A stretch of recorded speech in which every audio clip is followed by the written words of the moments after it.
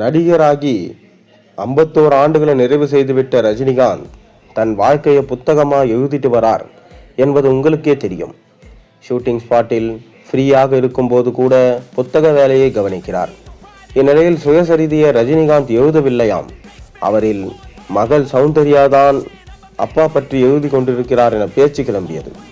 இந்நிலையில் இது குறித்து சௌந்தர்யா தற்போது என்ன சொல்லியிருக்காங்கன்னா, அப்பா தான் அந்த புத்தகத்தை எழுதி வருகிறார். அவர் சார்பில் நான் எழுதவில்லை.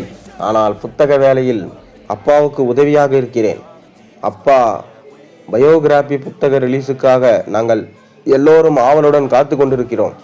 அந்த புத்தகம் ரொம்ப அழகாக வந்து கொண்டிருக்கிறது. பல முறை வாசித்து இன்ஸ்பிரேஷன் பெறும் அரிய வகை புத்தகங்களில் ஒன்றாக இருக்கும் அப்பாவின் புத்தகம் என நம்புகிறேன். Autobiography of a yogi by Paramahansa Yogananda புத்தகம் எனக்கு பயங்கர இன்ஸ்பிரேஷன் ஆனது. நான் அதை பலமுறை வாசித்திருக்கிறேன். என் அப்பா எழுதும் புத்தகமும் அது போன்ற தாக்கத்தை ஏற்படுத்தும் என நினைக்கிறேன். அவரின் பயணம் சாதாரணமானது இல்லை. சரியான நேரத்தில் அது படமாக ஆனால் அதுதான் தன் வாழ்க்கையின் ஸ்பெஷலான ப்ராஜெக்டில் ஒன்றாக இருக்கும் என்று சொன்னார். சௌந்தர்யா கூறியதை கேட்ட ரசிகர்கள், தலைவரின் சுயசரிதை நிச்சயம் பலருக்கு இன்ஸ்பிரேஷனாக இருந்து சாதிக்க தூண்டும் என்பதில் எங்களுக்கு சந்தேகமே இல்லை. புத்தகத்தை நீங்கள் எழுதவில்லை என்று விளக்கம் அளித்ததற்கு நன்றி.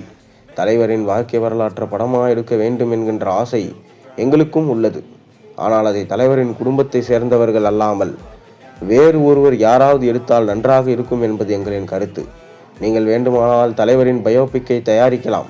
உங்கள் அக்கா ஐஸ்வர்யா ரஜினிகாந்த் கூட இணை தயாரிப்பாளராக இருக்கலாம் என சொல்லியிருக்கிறாங்க. மேலும் தர்மன் படத்தோட ஷூட்டிங்கில் கலந்து கொள்ள ஹைதராபாத் சென்றிருக்காரு ரஜினிகாந்த்.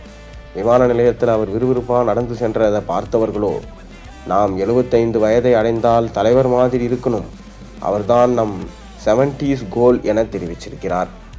ரஜினிகாந்த் தன் கெரியரை துவங்கி 51 ஆண்டுகள் நிறைவடைந்ததை தர்மன் படப்பிடிப்பு தளத்தில் கேக் வெட்டி கொண்டாடினாங்க. அஸ்வந்த் மாரிமுத்து இயக்கி வரும் அந்த படத்தை தயாரிக்கும் கமல்ஹாசனுக்கு தலைவர் மீது எவ்வளவு பாசம், சூப்பரான கேக் ஆர்டர் செய்திருக்கிறார் என்று ரஜினி ரசிகர்கள் அவரை பாராட்டுகிறாங்க. தியேட்டர் உரிமையாளர்கள் தங்களிடம் ஒரு வார்த்தை கூட சொல்லாமல் சுயமாக முடிவு எடுத்திருப்பதால செப்டம்பர் மாதம் 1ஆம் தேதி முதல் புதுப்படம் வராது, மேலும் படப்பிடிப்பு வேலையும் நிறுத்தப்படும் என்று தயாரிப்பாளர்கள் சங்கம் தெரிவிச்சிருக்கிறாங்க.